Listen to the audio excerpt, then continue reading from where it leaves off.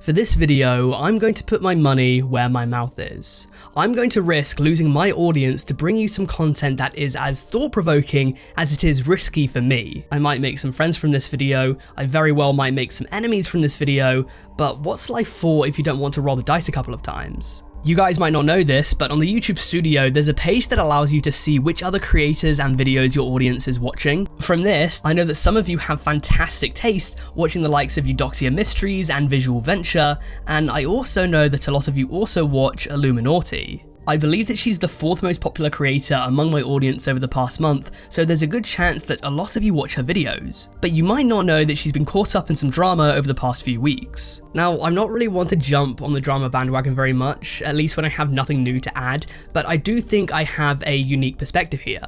A quick overview of what's happened was that Illuminaughti went to Twitter to voice her annoyance that a Legal Eagle editor by the name of Danny had been copying her. She'd received some emails and Discord messages from Danny inquiring into some of the methods that she uses to create the visual effects for some of her videos. Further down in the thread, she posts evidence of what this plagiarism is, and the examples that she provides are laughably flimsy. She shows a ripped page effect and highlighted text effect as being copied straight from her, which can be seen as totally self-important and egotistical. Let me be clear that I don't want to cast judgment on her character because I don't know this woman, but using the same effects as other creators is not plagiarism, and to think it is absolutely ridiculous. Especially the highlighted effect, because every documentary YouTube channel uses that effect. I use it all the time. I'll probably use it in this video. I didn't take it from her though. I took it from other creators. It's inspiration. It's not plagiarism. People then pointed out some hypocrisy because Illuminaughti actually takes inspiration for parts of her videos directly from other people's work,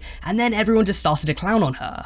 Then in 1995, he was suspended from practicing medicine and made to pay a $10,000 fine for his misuse and misprescribing of controlled drugs. Then in 1995, he was suspended from practicing medicine and made to pay a $10,000 fine for his misuse of prescribing controlled drugs. And if we want to relate things back to commentary channels, it's interesting because a lot of different commentary channels always cover the same topics, using the same points and the same visuals.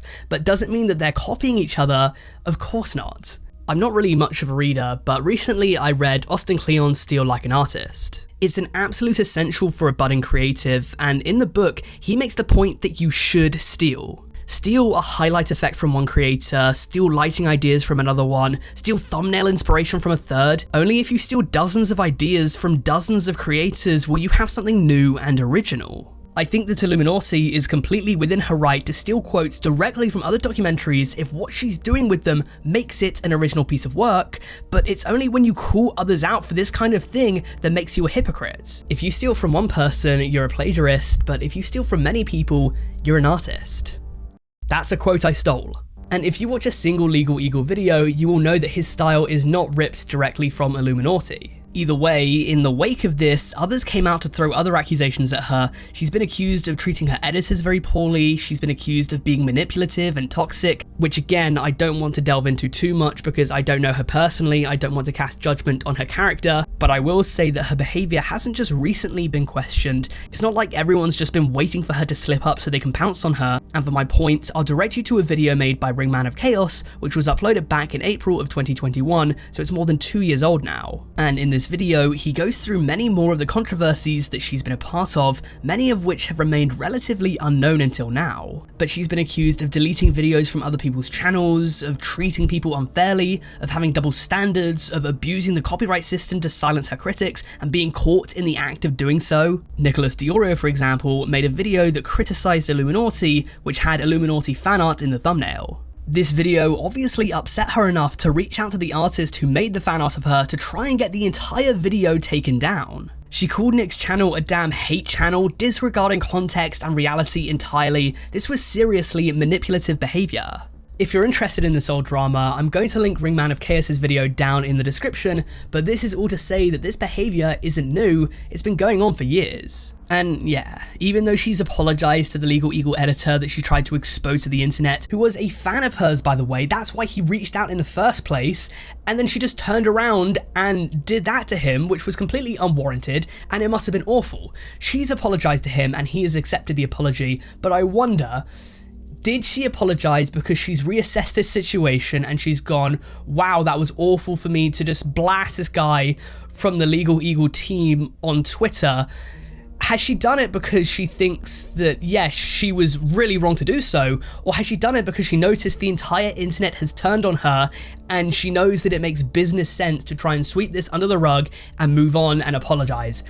I don't know. I understand that this is a gamble because a good portion of my audience watch her too, but toxic and manipulative behavior in the commentary community is commonplace, so I thought I would address it here. And she's just one of the creators that I want to talk about today. In this video, I'm taking a deeper look into the commentary community. I want to talk openly about its past, present, and future, uncovering evidence, looking for clues, and doing some good old-fashioned detective work, just like I do when I play Hunt a Killer, the sponsor of today's video. If you don't know, Hunt a Killer is an incredibly entertaining narrative experience that immerses you into a murder mystery world. If you're like me, you're a fan of the fascinating, so whether it be the realistic feeling of each case, or the intricately woven narrative of each story you delve into, you will feel like Sherlock Holmes or Hercule Poirot after playing. I will tell you that much. In my opinion, Hunt a Killer is like any case I talk about on my channel when I do true crime content. You consume evidence, you eliminate suspects, and you deduce what might be important and what's trying to throw you off the scent. So whether you're a true crime fan and you've always dreamed of solving your own case, or maybe you just want to play it with friends, or maybe you want to spice up date night, I'd say take on this challenge. With boxes ranging in price from $30 upwards, this could be a great gift for a relative or a change to your Friday nights in, and the games are available to purchase all over the place, but if you're interested in a discount, you can head over to Hunt a Killer's website and use my code FoxAkimbo for 10% off. There'll be a link in the description, so once again, for 10% off, all you need to do is click on it and use my code FoxAkimbo. You might have what it takes to watch the rest of this video, but do you have what it takes to hunt a killer? I guess we'll have to find out. So thank you very much to Hunt a Killer for being the proud sponsor of today's video. Now with that said, I think that the best place to continue with this video is with a little theory that I have called the commentary food chain. That's just a name that I've given it, you might have another word for it, but the theory goes like this. Essentially, you have one commentary creator who makes a bunch of different videos on a bunch of different people, and everyone loves them for it, and they raise in status and subscribers, and eventually they mess up.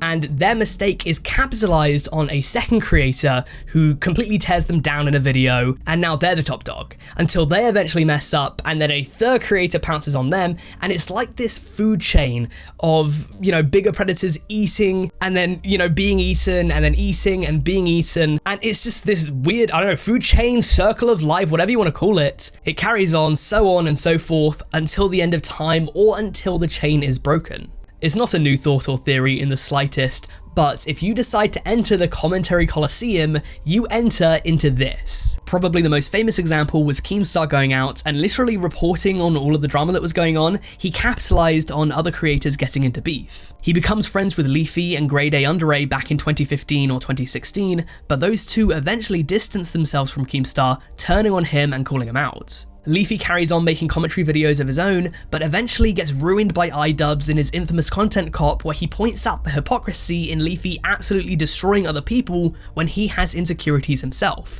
that being his lack of chin. Initially, a lot of people thought that this content cop ruined Leafy's credibility or ruined his career, and then since then people have come out and said no, it was other things.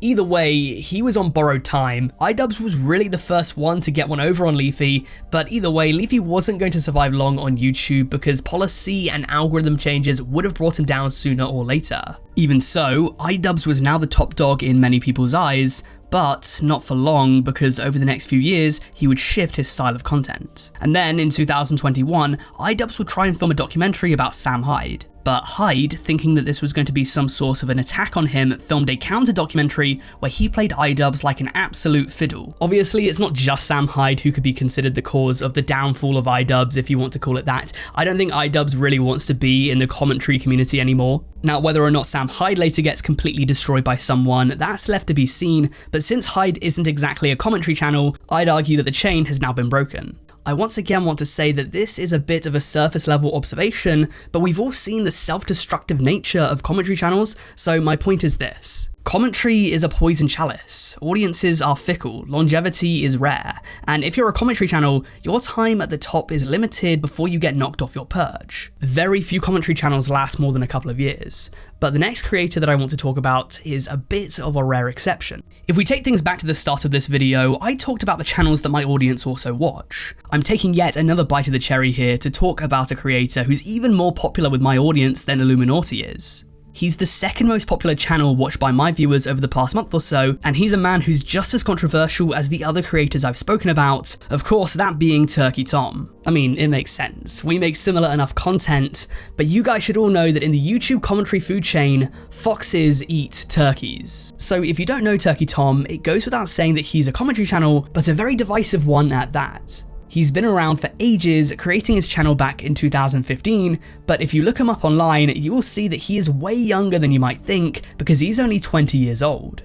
That being said, my guy has had more controversies than candles on his last birthday cake. I mean, if his Wikipedia page is to be believed, he's been on YouTube since he was like 13 or 14 years old. But if you're growing up being a YouTuber, it's only natural that there's going to be some learning curves involved. So here's just a quick rundown of the controversies that he's caught himself up in. First, let's talk about his past racism. So this one shouldn't be too much of a shocker to anyone that knows Turkey Tom. Case in point, if you look up Turkey Tom R on Google, search result number 6 is about him being racist. A couple of years ago, D'Angelo Wallace tweeted out accusing Tom of harboring a bunch of racists in his comments. Apparently, this was because he included some anti-Semitic imagery in his video YouTube sponsors. According to an article I found attacking Tom for this, a lot of the comments on there said that he's addressed this since, but I personally couldn't find anything confirming this. I did find some other D'Angelo Wallace tweets though, showing Tom using the N-word in his Discord back in 2018. Turkey Tom's N-words were dropped 5 years ago now, so he would have been 15 or 16 maybe. Was he racist? Does that mean he's still racist? Does he get a pass because of his age? I'm sure we've all said things around that age that we regret.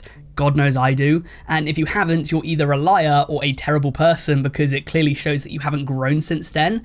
And that's the big thing, it's about growth. Has Turkey Tom grown since he was 15 or 16? I don't know, I couldn't tell you because I don't know the guy. Does that give him an excuse? No, of course not, but the guy's never going to apologize for saying the N-word in a Discord chat half a decade ago, and that also doesn't mean that that's who he is today, something that we'll get into in a moment. But for now, we're keeping things in the late 2010s, because that's when the second of his big controversies that I want to talk about in this video is set. Back in 2017, Turkey Tom uploaded videos attacking a creator called the mysterious Mr. Enter for several petty reasons, like criticizing his editing, taking offense that he has small black bars around the borders of his frame, saying that his videos aren't of a high quality, taking aim at his fans, and then he also jokingly called the mysterious Mr. Enter a pedophile in a passing joke, which some people took to be true. Ah, good. A weird, lonely, socially inept man is going to be explaining what it is like to grow up like a little girl. Well, I guess their interest in My Little Pony and dating prepubescent boys will be one thing in common. Turkey Tom was about 16 at the time, and I'd hope that he looks back at these videos with perhaps a bit of regret. I'd assume that he does, because he even took the video where he made this joke down,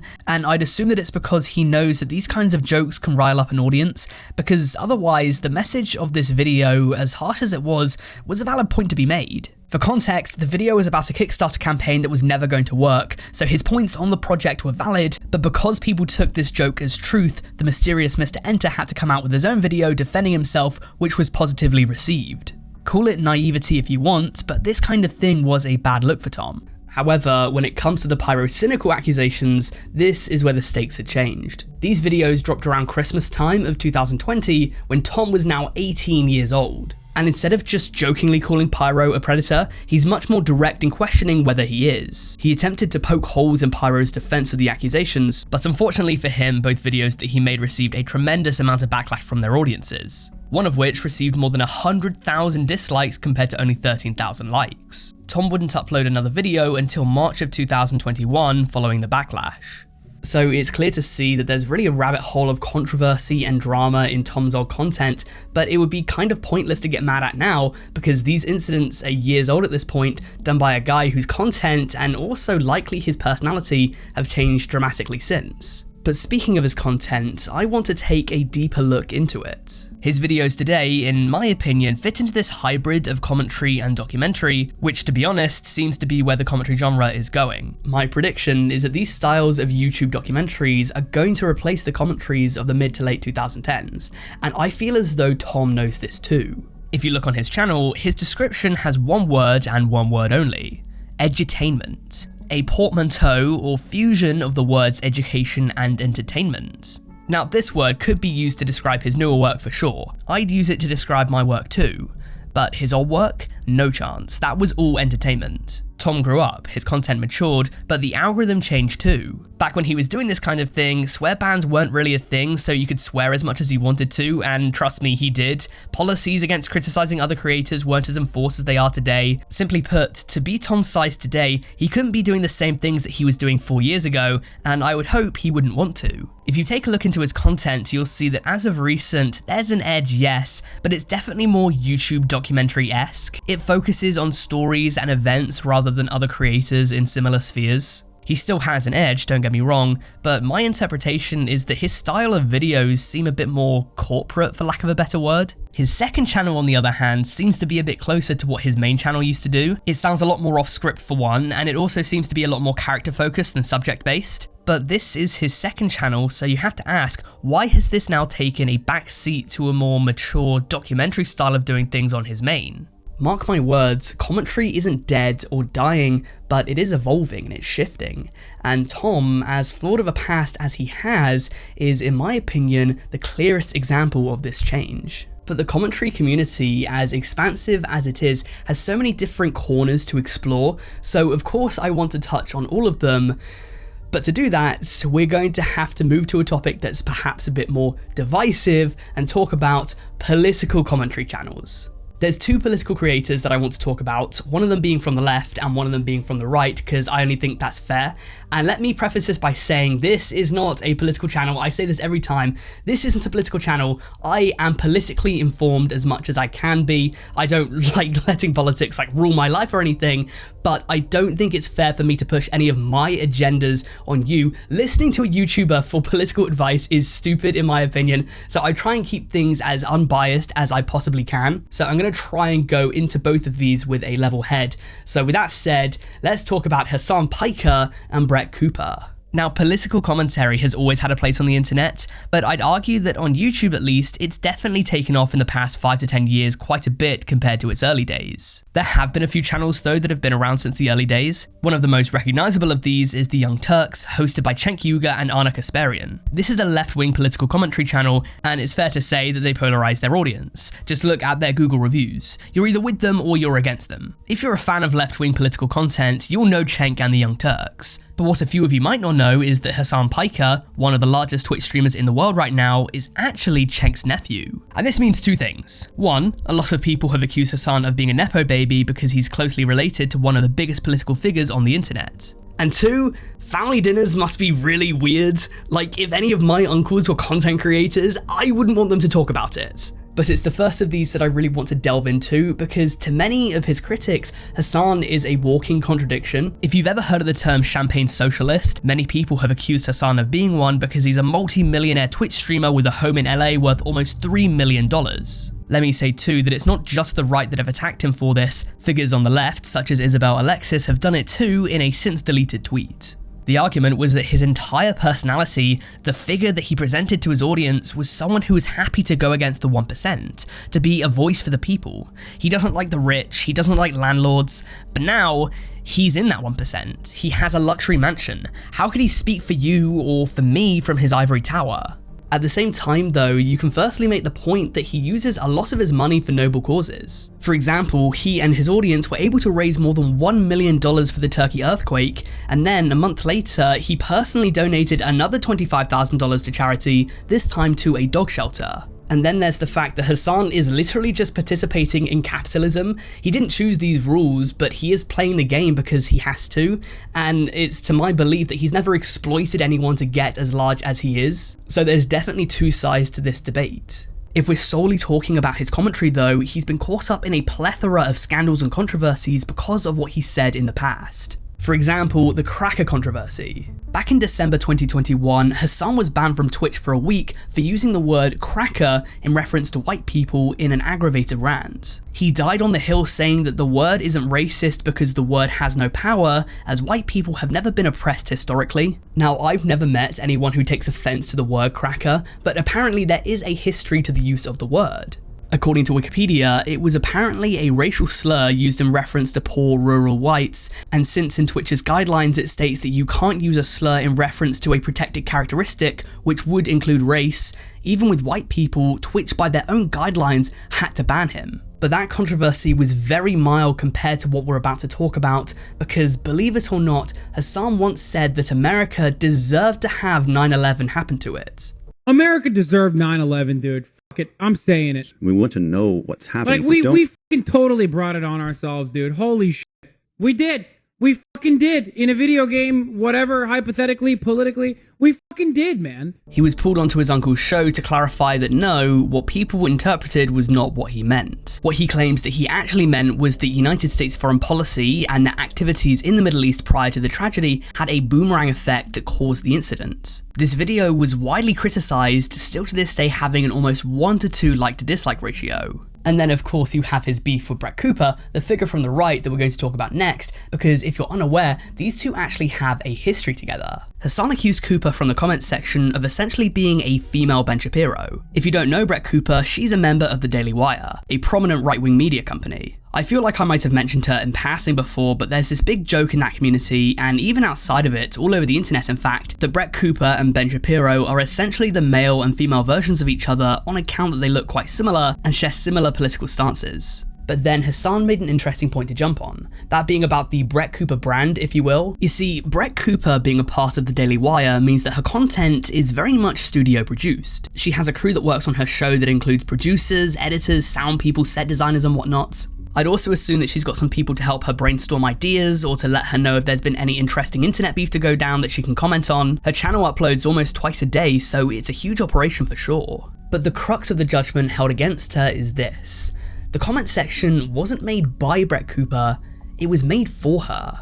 She's previously revealed in an interview with Mike Huckabee that after being raised with conservative values, she went out to act in Hollywood. It was there that she was quickly surrounded with leftist ideologies all around her. All of her friends were on the left, the jobs that she was doing was supporting leftist ideas. Eventually, she went to college where she joined the Kappa Delta sorority, but was later kicked out of her sorority for being on the right. Say what you want about that, but this led her to write conservative articles for various different groups before being reached out to by the Daily Wire for a show. It was actually them that reached out to her for a show, to which you have to ask yourself the question, why Brett?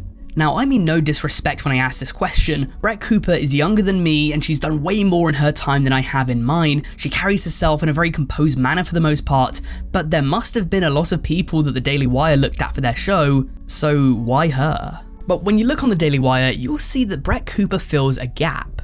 Brett Cooper's content, when you look at it, is very much pop culture related. She reacts to popular videos, gossip, TV, movies, TikToks and whatnot, but when she does it, it feels very normal. Jordan Peterson, for example, who's also part of the Daily Wire, probably couldn't make a video on the new Barbie movie. It would feel out of touch. Brett Cooper, however, can. She can make videos about Drake and Josh or Teen Vogue, and it feels authentic. But then, if you dig into these videos that seem like they're pop culture, you'll notice that they're filled with conservative messages. She doesn't hide it within her videos or anything, but you still have to ask yourself, with such a large team behind her, who's really calling the shots here? Because it could be seen that Cooper's brand attracts an audience of teens and young adults who might not have fully formed political opinions yet, and it entices them with pop culture before hitting them over the head with conservative messages. Cooper herself being an actress that was in Hollywood is a very useful weapon to have because she's seen the industry involved in a lot of what she's talking about firsthand. I don't think it's malicious on her end, this is a phenomenal opportunity for her and it aligns with her personal beliefs, so it makes sense. But equally, I think the Daily Wire clearly wanted to appeal to a Gen Z audience with the comment section. This was planned. They knew what they were doing when they chose her for the show, but based on just how popular the comment section is, their strategy evidently worked out. And things would work out well for me in the algorithm if you guys headed over to my Darkest Depths of YouTube Kids content video after this one. It touches on some very interesting topics too, so if you enjoyed this video, I'm sure you'll love it. Also, if you enjoyed this video, please make sure to hit the like and subscribe button if you haven't already, because we are so close to 100k subs, it's insane, so please do that. Aside from that, I want to thank you for watching, and I'll see you later.